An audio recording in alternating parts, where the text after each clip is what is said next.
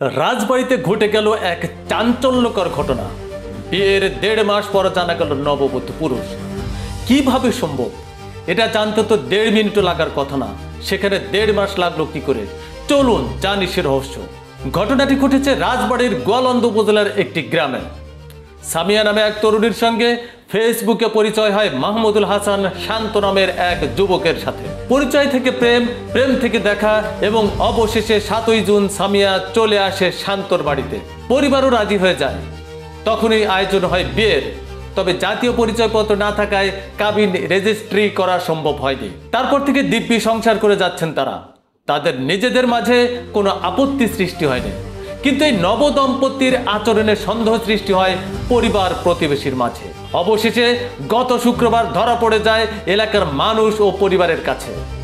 এলাকার লোকজন জানতে পারে সামিয়া আসলে একজন পুরুষ। তার আসল নাম শাহিনুর রহমান।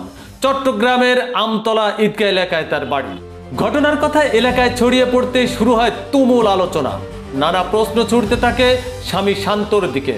শান্ত নিজেকে প্রশ্নের মুখ থেকে রক্ষা করতে সাজায় সুন্দর এক নাটক। সে বলে বিয়ের পর থেকে তার আচরণ রহস্যজনক ছিল। তার কাছে গেলে বলতো আমি এখন অসুস্থ, ডাক্তার আপাতত কাছে আসতে নিষেধ করেছেন। গতকাল শুক্রবার তার আসল পরিচয় উন্মোচিত হয়। এটা আমার জীবনের সবচেয়ে বড় ধোঁকা। শান্তর মা বলেন একজন ছেলে এতটা অভিনয় করেছে বুঝতেই পারিনি, মেয়ে ভেবেই বিয়ে দিয়েছি। নববধূ শাহিনুর ওরফে সামিয়া মোবাইলে জানায় আমি স্বীকার করছি এটা অন্যায় হয়েছে, তবে আমার শারীরিক কিছু সমস্যা আছে, হরমোনজনিত, এজন্য নিজেকে মেয়ে ভাবতেই ভালো লাগে। তবে শান্তর জবাবে সন্তুষ্ট নয় এলাকাবাসী।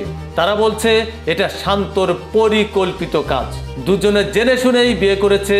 তা না হলে স্ত্রী যতই অসুস্থ হোক, সে পুরুষ নাকি মহিলা তা জানতে 1.5 মাস লাগবে কেন? 1.5 মিনিটও লাগার কথা না। মতিন তালুকদার, চলমান বিশ্ব।